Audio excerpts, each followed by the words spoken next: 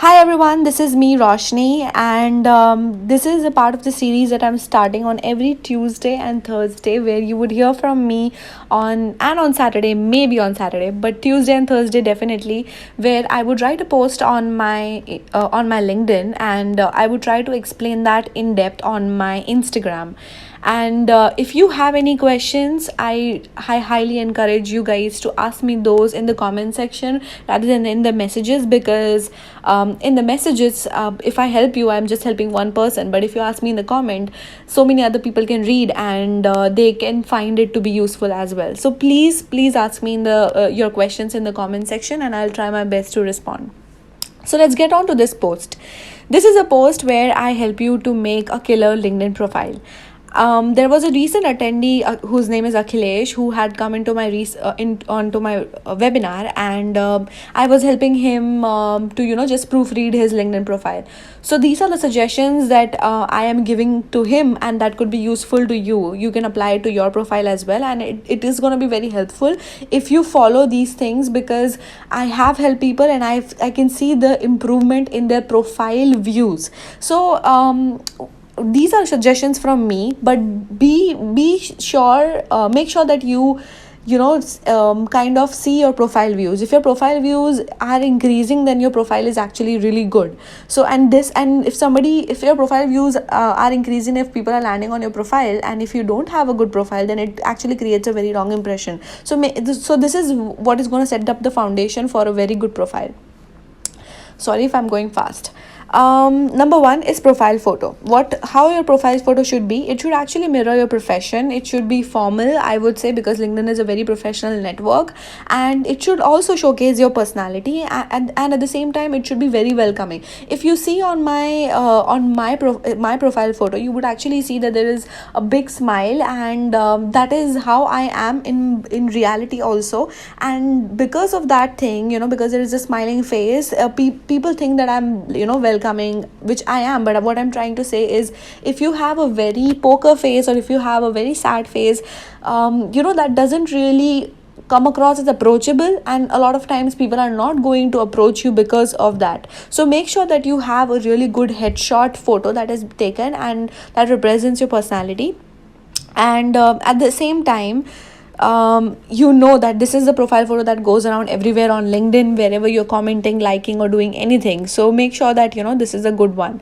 Wallpaper, this should represent your profession or highlight your accomplishments. I highly suggest, if you you can actually, like, I highly suggest to use this real estate wisely to kind of portray what your profession is, or what you want to what your accomplishments are, or what you're actually trying to look for. That also is fine.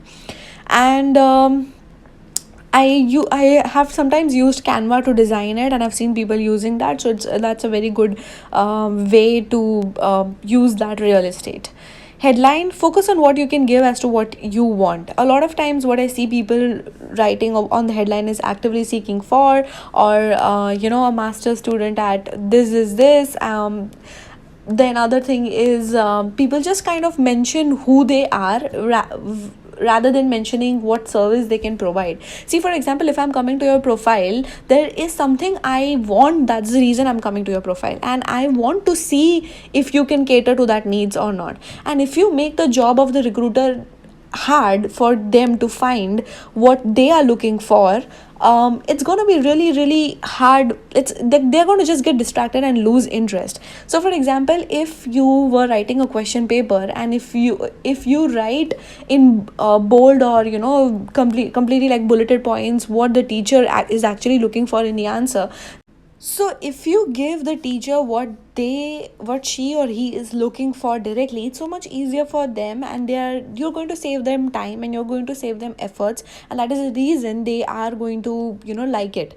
So if somebody is visiting your profile, and I'm telling you, because this is how, when I recruit, this is how I see, and whenever I have seen other hiring managers taking a decision, I literally have seen them taking that decision in within 5 to 6 seconds of visiting the profile, because they see the university, they see what this person has done, subjects, courses, then just the experience, and they're like, okay, let's just see what internship experience or whatever there is, and they're like, okay, let's just see if we can bring in this person for an interview, or something like that. So that's why I want you to make sure that your headline is kind of in a way that tells the industry what services you provide to them, rather than telling that I'm just an electrical engineer. Tell that I provide wireless and microwave, I cater to this industry, something like that. That is very important. And also think from the point of a recruiter. If a recruiter wants to find me, they would write an RF or a wireless engineer, and that's how they would try to find me, and they will understand this is the industry that I'm serving. So that's what I'm saying. Just don't be very generic and write electrical engineer or master student or something like that. Address and directly point to the industry that you're going to be talking about.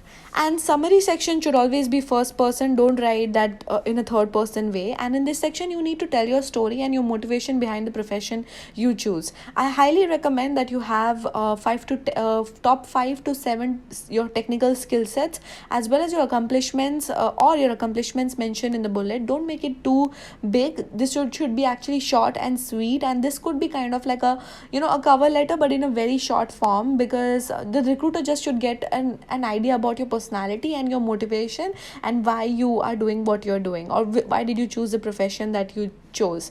But at the same time, you have to focus on. That's the reason I mentioned the technical your technical skill sets have to be here, or your accomplishments. You have to mention what's in it for them, what's in it for the recruiter that is coming to visit your profile. Apart from that, the experience section, of course, he didn't add more any details, so I want you guys to focus on adding more details. Focus on the star method, which is what I have explained it over, like I've put a picture over here. A star method is actually a method that could be used in interviews, and it's exceptionally used in interviews. So you have to kind of, like, in our childhood, we used to do those science experiments where we used to write what is the objective of this, what did we do, what was the procedure, and what did we conclude. Okay, all of those things. So this is where you have to kind of say all of that stuff in a star method way, which is like describe the context, what was the task, or what were your responsibilities, and what were the challenges that you faced. People actually want to know the challenges. Was it a teamwork or not? They definitely want to know if that was a teamwork or not. Were you able to do a lot of stuff independently? They want to know if you could balance out independence and teamwork at the same time, and what are the actions you took, and what are the results you got. So focus on all of these things. And apart from that, let's see more. Okay, add rich media. I see so many people not adding any rich media. Please make use of that. There is no better way in showcasing your talent or what you are about through without, like, just with a presentation you can talk so much. So feel free to add any videos you have, any presentations you have, any recommendations. If you don't have recommendations from professors, go get them. Why not? They are so more than willing to give it. Or any relevant certificates. If you have won a robotics event or something, or even held a workshop for that, or anything like that, please make sure that you add it and get those recommendations from these people. And add the relevant subjects, as I said, in the education, because that is what recruiters look for.